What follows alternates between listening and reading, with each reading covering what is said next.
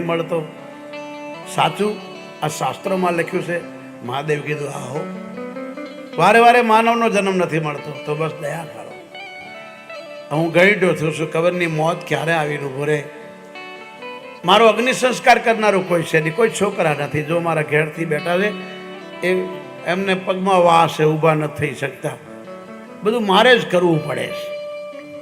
બીજો જન્મ મને માનવ ન મળે. તમારી ભક્તિ કરો. કોઈ ગરીબના ઘરમાં, કોઈ સાધુના ઘરમાં, કોઈ બ્રાહ્મણના ઘરમાં, કોઈ ભક્તના ઘરમાં, કોઈ સંતના ઘરમાં, કોઈ શ્રીમંત, શ્રીમંત એટલે સારા માણસો, ધાર્મિક, આવા લોકોના ઘરમાં મારો જન્મ થાય ને હું તમારી ભક્તિ કરું, આટલી દયા કરો. મહાદેવે તથાસ્તુ કીધું. વળી પાછું પૂછ્યું કેટલાથી મને સંતોષ નથી, બીજું કંઈક માગો. અગસ્ત ઋષિ પાસે ભગવાને કીધું કંઈક માગો. તે કીધું હવે હું જીવું ને ત્યાં સુધી આ જ કરું, બીજું કંઈ ના કરું. તમારી કથા જ ગાઓ, તમારું ભજન કરું, તમારું કીર્તન કરું. મારા અંત સમય પર પ્રભુ તમારું નામ મારા મુખમાંથી નીકળે. ભક્તિ કરતા કરતા નીકળે પ્રાણ, પ્રભુ એવું માગો.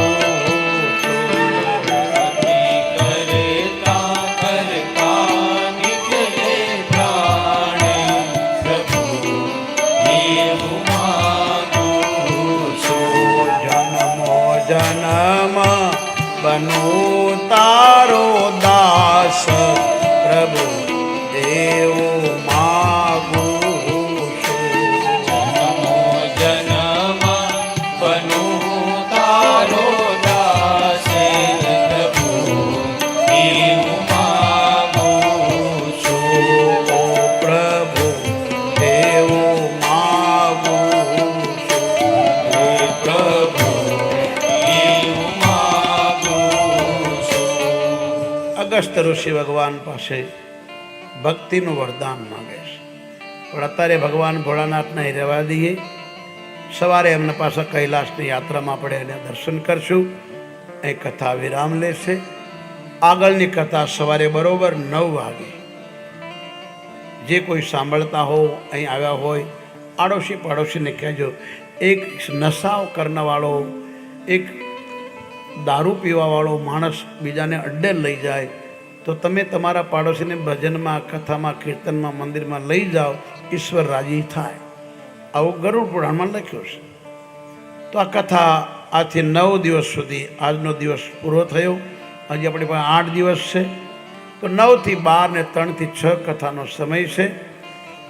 બધાએ સવારે હવનમાં બેસજો. તમારા ઘેરે તો આવું આપણે નહીં કરી શકીએ, કારણ કે ઈશ્વર બધાને આવા મોકા નથી આપતા. આપણા ઘેરે આપણે ન કરી શકીએ. અહીંયા 8 દિવસ કાલથી યજ્ઞ ચાલશે. ભૂદેવ, અમારા જિજ્ઞેશ દાદા અને હું પણ સાથે રહીને આપણે બધા ભેગા થઈને કરશું. તો યજ્ઞમાં બેસવા માટે એક નાળિયેર, એક ફળ અને એક ભાખરી તોડીને એમાં ખાંડ ઘી નાખીને નાનો એવો લાડુ બનાવી દો. ભગવાન બહારનું નથી ખાતો. તમે ક્યાંય બહાર જાઓ ને તો ભગવાનની પૂજા કરતા હોય તો થોડું ઘણું કંઈક બનાવીને ભગવાનને ભોગ લગાડજો. ભગવાન બહારનું નથી ખાતા, તમે ભલે ખાઓ. એટલે આ કાલે વસ્તુ લઈને આપણે અગ્નિ દેવતાને તૃપ્ત કરવાના અને પિતૃઓને આપણે આહુતિ આપશું. તો એ અહીંથી બોલાય પોવડભાઈ માલધારીને પ્રાર્થના. આવો ભાઈ, તમને 5:30નું કીધું, પણ મેં કીધું કાલથી તમને ટાઈમે આપશું. આવો અને અહીંથી સૂચના કરો. પછી બધા આરતી કરીને છૂટા પડવાનું છે. બધા બેસી રહેજો. કથાનું ફળ આરતી છે. હું થાક્યો નથી. હું 9 દિન ત્યાં બોલીને આવ્યો છું. મારે પાછું બોલવાનું છે. પણ આપણી પાસે સમયની પાવબાંધી 9 થી 12, 3 થી 6 યાદ રાખજો.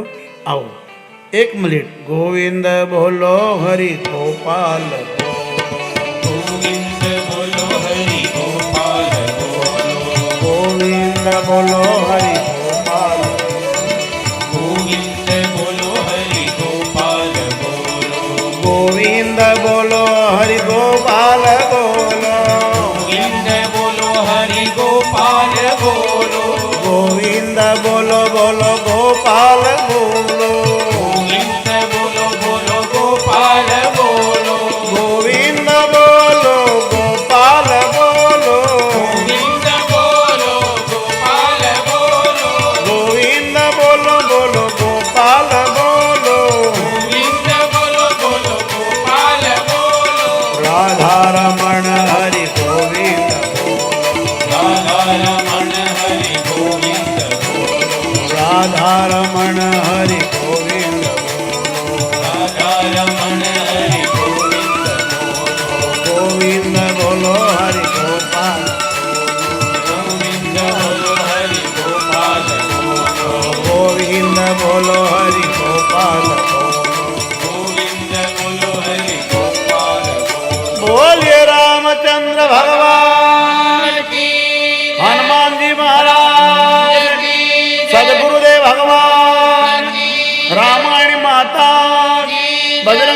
બાપા, સાંઈરામ મહારાજ, સાંઈનાથ મહારાજ.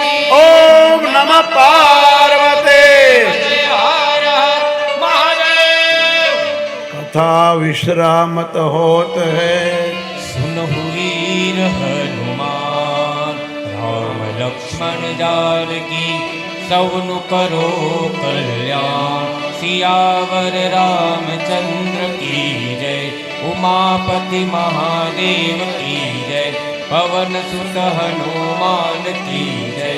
बोलो भाई सब संतन की जय. હરિઓમ.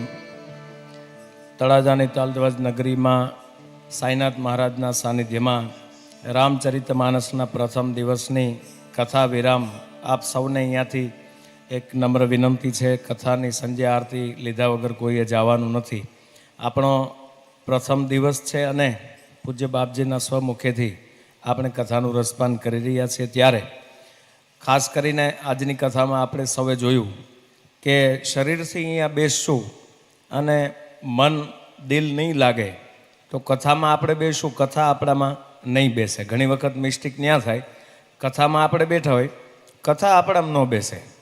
કારણ કે આપણે અહીંયા બેઠા બેઠા 100 પ્રકારના વિચારમાં હશું કે માર્કેટ બંધ થઈ જાય, ટમેટા લેવાના બાકી છે, એ બધું થઈ જાય. અહીંયા ચિંતા કરવાનો વિષય નથી. બપોરે અહીંયા મહાપ્રસાદ ચાલુ છે. અત્યારે બધાએ સંધ્યા આરતી એટલે કે આપણે સૌએ મળી આ દેશના સંતો મહાપુરુષોએ હમણાં જ પ્રયાગરાજની યાદી કરી.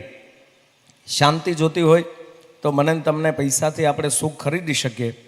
શાંતિ દુનિયામાં જોતી હોય તો એક જ સ્થાન છે. હું ઘણીવાર હમણાં કહેતો હોઉં છું કે આઈફોન કંપનીનો માલિક, જે માણસો આઈફોન વાપરવા માટે થઈને દુનિયામાં દીરાત મહેનત કરે છે, એની કંપનીનો માલિક દુનિયાનું તમામ સાહેબી સુખ છોડી અને પ્રયાગરાજમાં જઈને સંતોના સાનિધ્યમાં જઈને એણે કીધું કે મને અહીંયા શાંતિ મળે છે, સંતોના સાનિધ્યમાં શાંતિ મળે છે. એટલે મને તમને સુખ બધું મળી જશે. શાંતિ જોતી હોય તો ક્યાંક આવા સંતોના સત્સંગથી શાંતિ મળશે. ત્યારે આપણે કોઈ વક્તાની કથા નથી સાંભળતા. એક સંતની વાણી, સંતના મુખમાંથી નીકળેલી વાણી એટલે સંતવાણી. એ સંતવાણીના શબ્દો ક્યાંક રામકથા મને તમને જોડવાનું કામ કરે છે. આપણે સૌ સનાતન ધર્મને જોડવા માટે થઈ અને આવનાર સમયમાં આપણે બધા જ એમાં સહભાગી બનવું પડશે. આજે તળાજાની તાલધ્વજ નગરીમાં એટલી બધી ગરમી તાપમાનની વચ્ચે પણ જે પોથીયાત્રા, નગરયાત્રામાં જ્યારે પોથીજી નીકળ્યા ત્યારે મેં જોયું આ તળાજાના તમામ સમાજ મળી અને પોતપોતાની યથાશક્તિ બધી જગ્યાએ પોથીજીનું સન્માન થયું. ઘણી જગ્યાએ બધા વાદ વિખવાદ હોય છે, પણ તળાજામાં જ્યારે શનિ દાદાના સાનિધ્યમાં અને સાંઈનાથના મહારાજના સાનિધ્યમાં કથા હોય છે, ત્યારે બાપજીના પાવન પગલાં જ્યારે આ તળાજાની ધરતીમાં પડે છે, ત્યારે તમામ સમાજ તો ખરા જ, પણ હિન્દુ મુસ્લિમ એક થઈ અને એકતાનું પ્રતીક સાબિત કરીને તળાજાની જનતા આપણે સૌ કથામાં સહભાગી બનતા હોય છે. આપણા માટે ગૌરવની વાત છે. કારણ કે આ લાઈવ આપણને દેશ દુનિયામાં લોકો જોવે છે. આપણી એકતા, આપણું આયોજન, આપણી વ્યવસ્થા. અહીંયા આપના પાસેથી કાંઈ વિશેષ કે ખીચા ખાલી કરાવી લેવા માટે કથા નથી. તમારા પાસેથી રૂપિયા ખંખેરી લેવા કે એવો કોઈ પ્રોગ્રામ નથી. લાલાભાઈ પોતે પણ નોકરી કરી અને અહીંયા જેટલા અમારા સાંઈ મંદિરના જેટલા સ્વયંસેવક ભાઈઓ છે સેવકો બધા, એ સૌ પોતાના કામ ધંધા કરતા જ હોય છે. પણ એ બધા જ દિવસમાંથી આ તત્કાલ તો ઊભું થતું નથી. આપને ખબર છે, સત્યનારાયણ ભગવાનની કથા કરવી હોય તો આપણે 5-15 દિવસ એની તૈયારી કરતા હોય. અહીંયા આ રામકથા મને અશોકસિંહભાઈ મંડપના અહીંયા જે ફિટિંગ કર્યું છે